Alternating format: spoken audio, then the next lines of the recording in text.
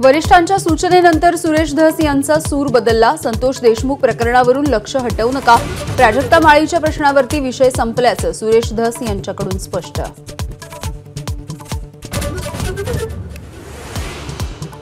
प्राजक्ता माळीच्या तक्रार अर्जाची महिला आयोगाकडून दखल, तातडीने कारवाई करून पोलिसांना वस्तुस्थिती अहवाल देण्याच्या सूचना।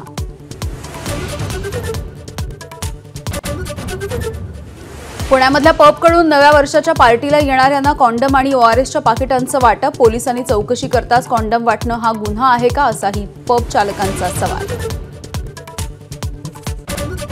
नव्या वर्षाच्या पार्श्वभूमीवरती मुख्यमंत्री देवेंद्र फडणवीसांनी घेतला राज्यामधल्या सुरक्षेचा आढावा।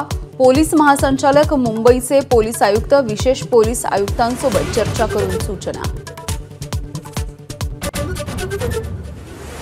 मुंबईमधल्या डिलिव्हरी बॉयजच्या बेशिस्त ई बाईक्सवरती ट्रॅफिक पोलिसांची कारवाई, 650 पेक्षा जास्त ई बाईक जप्त, 180 डिलिव्हरी बॉयजना ई चलान।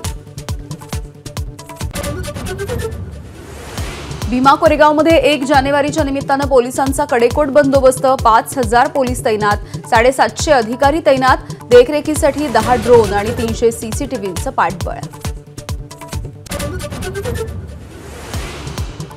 मुख्यमंत्री देवेंद्र फडणवीसांकडून 100 दिवसांचा रोडमॅप, सह्याद्रीवरती घेत आहेत 6 विभागांच्या आढावा बैठका, संबंधित खात्यांच्या मंत्र्यांसोबत बैठका। भाजपच्या संघटन पर्वाचे महाराष्ट्र प्रभारी रवींद्र चव्हाण यांच्याकडून आढावा बैठका सुरू, महिला मोर्चा आणि युवा मोर्चाला 25-25 लाख सदस्य नोंदणीचं लक्ष्य।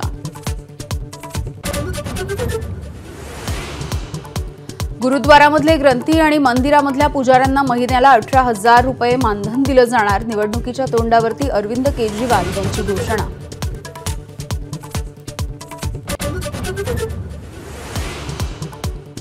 H1B व्हिसावरती डोनाल्ड ट्रम्प यांची नरमाईची भूमिका, भारतीयांसाठी आनंदाची गोष्ट।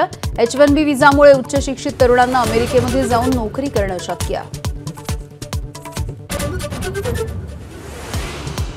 जालन्यामध्ये क्रिकेट खेळत असताना 32 वर्षीय खेळाडूचा हृदयविकाराच्या झटक्यामुळे मृत्यू, षटकार ठोकताच खेळाडू मैदानावरती कोसळला।